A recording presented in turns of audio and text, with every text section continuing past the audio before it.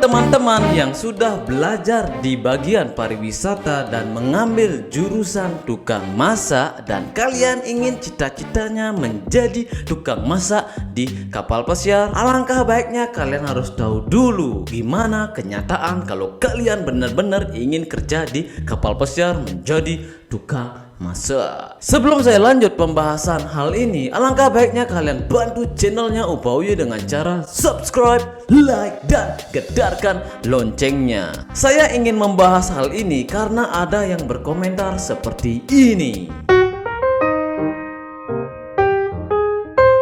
Yang pertama itu, kalian itu harus tahu dulu berapa gaji tukang masak di setiap company kapal pesiar. Untuk di Royal Caribbean itu, karena saya mantan tukang masak, saya itu mendapatkan di Komi 2 sekitaran $900 setiap bulan. Sedangkan di Carnival yang saya dengar lewat teman saya, itu gajinya untuk posisi tukang masak yang paling bawah itu mendapatkan lebih kecil dari Royal Caribbean. Itu artinya di bawah 900. Dan sedangkan saya juga mempunyai teman yang bekerja di itu tukang masak mendapatkan lebih besar daripada di Royal Caribbean. Itu artinya lebih besar dari 900. Jadi seperti itu. Yang pertama kalian harus tahu masalah gajinya. Ini penting sekali agar kalian itu tidak salah langkah, karena ada beberapa teman saya yang sangat menyesal sekali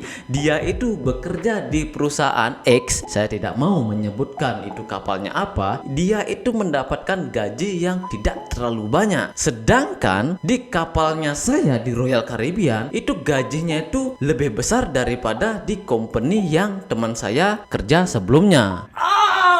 Dan saya ketemu teman saya ini di agent saya ketika saya mengurus dokumen. Itu penting sekali buat kalian. Kalian tuh harus tahu dulu berapa gaji tukang masak biar kalian itu tidak salah langkah.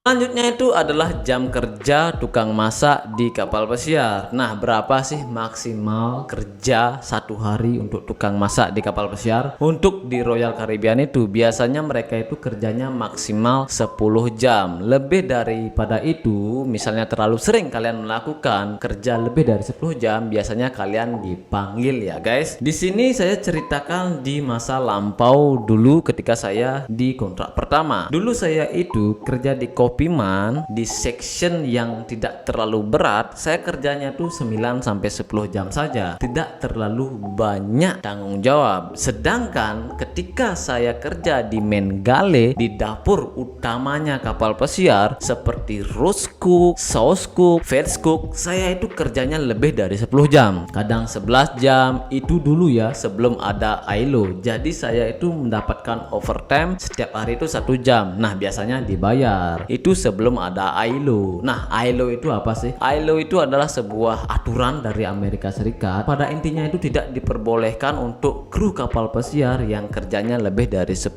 jam, karena itu bisa melanggar aturan ILO ya. Jadi seperti itulah. Ketika itu karena belum ada ILO, jadi saya kerjanya ya 11 jam, 10 jam, 12 jam kadang ya. Jadi saya mengulur-ulur waktu. Jadi seperti itu. Dan sekarang itu sudah tidak diperbolehkan. Sekarang anak tukang masak itu kerjanya maksimal 10 jam. Lebih daripada itu terlalu sering terjadi, biasanya kalian bakalan dipanggil. Bagaimana untuk di perusahaan lain? Di perusahaan misalnya di Carnival, karena sesuai dengan komentar sebelumnya, itu di Carnival itu kerjanya hampir 12 jam dan dibayar sebanyak $500. Nah, kalau itu mungkin saja itu terjadi ketika si orangnya tuh kerja di main galley. Jadi di main galley itu tanggung jawabnya lebih berat daripada posisi di Kopiman ya. Jadi Kopiman itu lepas dari main galley lah. Jadi kerjanya tuh di windjammer, jadi motong-motong daging seperti itu. Cuma di malamnya saja di main galley membantu ketika di dining room itu terjadi dinner seperti itu ya, makan malam seperti itulah ya. Kadang juga kalian itu kerja dulu baru ngabsen. Setelah itu misalnya kalian belum selesai pekerjaan kalian karena kalian takut melanggar ILO, biasanya itu kalian ngabsen dulu baru lanjut lagi pekerjaan kalian yang belum kelar. Nah, itulah nggak enaknya kalau kalian kerja di dapur.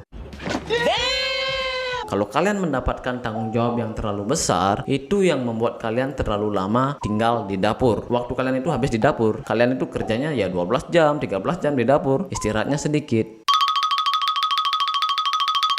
Selanjutnya itu saya bakalan membahas section apa saja sih yang ada, atau bagian-bagian apa aja sih yang ada di kapal pesiar. Yang pertama itu saya bakalan membahas di posisi yang lantainya paling bawah dulu ya, yaitu ada butcher atau bacer lah. Jadi bacer itu adalah tempat untuk memotong daging. Kalau kalian ditempatkan di butcher, yang pastinya itu kalian pasti motong daging saja. Misalnya kalian kontraknya 8 bulan di butcher aja di 8 bulan, ya kalian motong daging aja, daging ayam, daging sapi, daging bebek, daging apalah itu ya. Selanjutnya itu ada komisari. Komisari itu biasanya mereka itu memotong sayur seperti kentang atau timun atau apalah itu ya. Pokoknya segala macam sayuran, komisari yang punya tanggung jawabnya. Selanjutnya itu ada roast cook. Nah, roast cook itu ngapain sih? Roast cook itu biasanya itu mereka itu memberikan seasoning untuk daging-daging yang siap untuk dipanggang untuk nanti malam atau buat minjammer. Jadi roast cook itu kerjaannya ya cuma manggang-manggang aja secara umumnya ya. Selanjutnya itu ada soup cook. Nah, soup cook itu biasanya mereka itu membuat sup aja guys. Jadi ya segala macam sup yang harus ada di kapal pesiar mereka yang buat ya, khususnya yang di main galley dan windjammer. Selanjutnya itu ada sauce cook. Nah, dari namanya aja sudah gampang banget ditebak ngapain ini posisinya. Nah, sauce cook itu biasanya mereka itu membuat saus ya. Jadi segala macam saus lah mereka yang punya tanggung jawabnya. Setelah itu ada veg cook. Nah, veg cook itu biasanya itu mereka itu merebus sayuran yang mereka dapatkan di komisari. Itu veg cook. Dan mereka juga membuat beberapa jenis makanan yang harus disiapkan untuk main galley dan windjammer. Setelah itu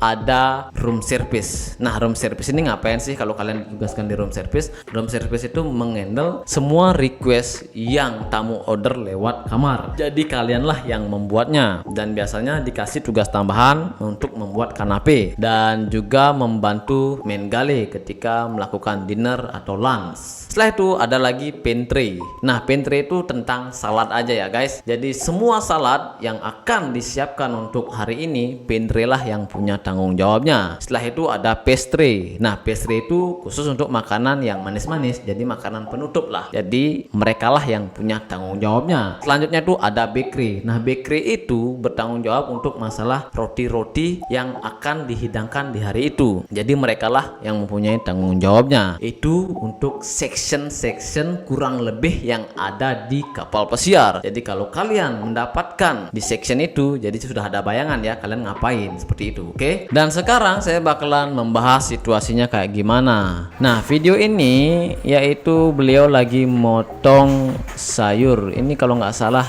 timun. Jadi sangat penting sekali kalian menggunakan sarung tangan. Ini kayaknya di Royal Caribbean, kayaknya saya tahu ini orangnya, Singakan kalau nggak salah. Dan yang ini itu kayaknya di South Cook, dan ini dasi kuning. Kalau dasi kuning di Royal Caribbean itu mereka itu biasanya new hire. Banyak sup yang dimasak ya guys. Kalian itu tidak masak supnya sedikit tapi banyak. Nah, ini posisi di main galley. Ini dasi merah yaitu CDP-nya. Mereka ini lagi menyiapkan untuk lunch atau dinner ya. Kalau situasi seperti ini dining roomnya belum buka ya.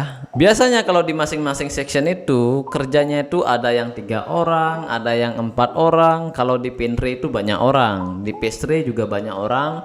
Kalau di bakery itu biasanya 3-4 orang, tergantung besar kapalnya ya. Kalau semakin besar kapalnya banyak orang yang kerja, tapi kalau kapalnya kecil ya sedikit di setiap section itu. Nah, si beliau ini sedang memasak untuk Independence Day. Jadi kalau di kapal pesiar itu ya guys, kalau ada acara-acara yang sangat sakral banget seperti hari kemerdekaan Indonesia, itu biasanya mereka itu melakukan party. Ada beberapa anak kapal aja yang ditunjuk untuk memasak buat Independence Day, dan ini beliaunya lagi memasak chicken wing kalau nggak salah yang dia bilang tadi itu. Dan yang ini CCDP-nya lagi pick up store ya guys, jadi nggak tentu ya, kadang Komi 2 yang pick up store, kadang yang CDP, kadang Komi 1. Masing-masing section itu sudah ditunjuk siapa sih untuk pick up store, jadi seperti itu. Dan ini adalah situasi di malam hari, jadi semua section itu dari Kopiman, Sauce Cook, Veg Cook, Roast Cook itu kerjanya di sini semuanya di malam hari. Jadi mereka lah yang menyiapkan semua makanan yang sudah dibuat, menu-menunya. Jadi mereka yang mengeserve di piringnya ya, jadi tinggal naruh-naruh aja di piringnya. Di bagian sayuran misalnya, kalian misalnya kerja di Veg Cook di bagian sayuran ya, kalian bertanggung jawab di bagian sayuran. Kalau kalian di bagian daging di Roast Cook ya, kalian harus menyiapkan dagingnya di hari itu. Jadi harus benar-benar kalian itu mengatur manajemen waktu kalian. Jadi harus pinter-pinter lah kalau kerja di dapur ya. Sulit banget dijelaskan karena di dapur itu sangat-sangat keras bro. Kalau kalian misalnya cowok kerja di dapur cocok nggak?